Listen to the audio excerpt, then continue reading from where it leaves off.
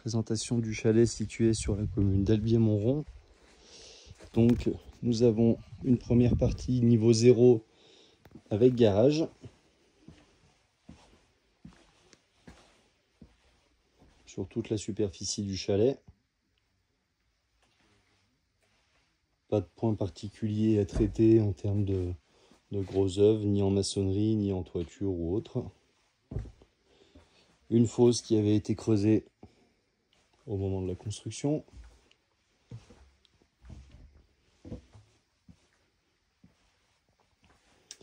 On retrouve du rangement sous l'escalier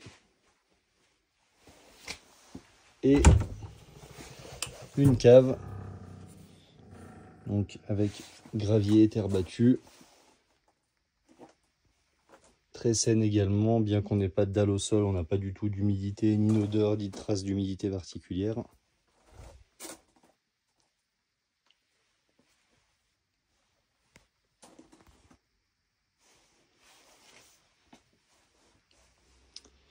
Donc nous avons un accès par l'intérieur mais aussi par l'extérieur au niveau 1 où nous allons retrouver la pièce de vie, une première chambre, les salles de bain et les toilettes. Donc la montée d'escalier pour le deuxième étage, salle de bain, WC, pièce de vie et enfin la première chambre. Au niveau des chambres, c'est la plus petite des chambres.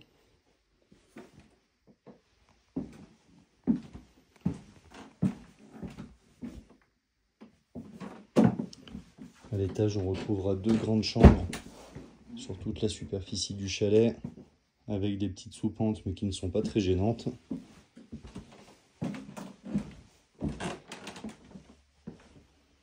La pièce de vie complètement ouverte avec le coin cuisine, salle à manger et séjour.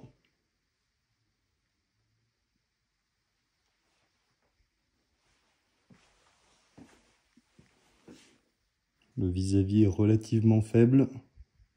Beaucoup des maisons voisines sont uniquement utilisées à l'usage de résidences secondaires.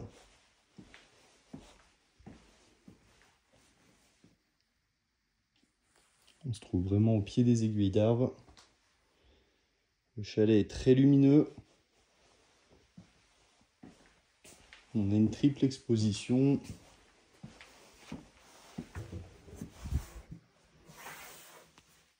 La salle de bain donc avec cabine douche.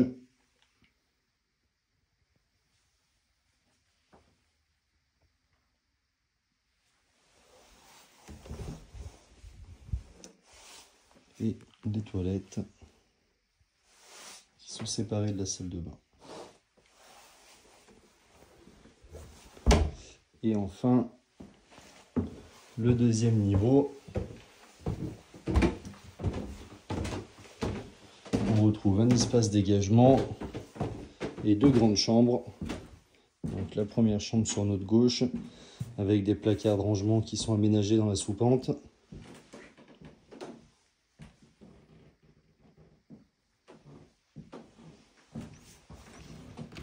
De la même façon, peu importe où l'on se trouve dans le chalet, la vue est dégagée.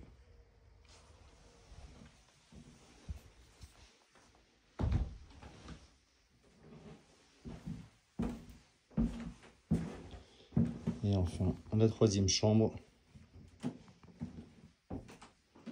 à l'inverse, avec le placard de rangement de ce côté-ci.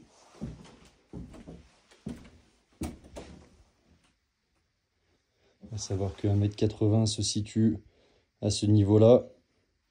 Donc on a certes une partie des pièces qui sont à la fois en superficie dite habitable, carrée, mais aussi au sol beaucoup plus grande.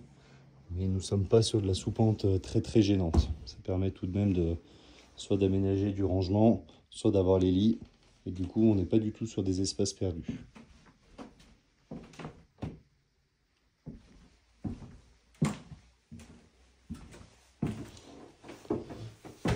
Le chalet est en bon état général. pas de travaux particuliers à prévoir dans l'immédiat, si ce n'est, ça sera dépendant de chacun, des goûts et des couleurs.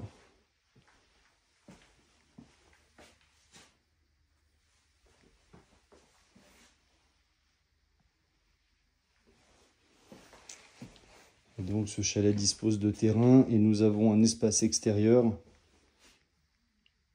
avec abri de jardin, de nombreuses places de parking, du moins la possibilité de stationner de nombreux véhicules.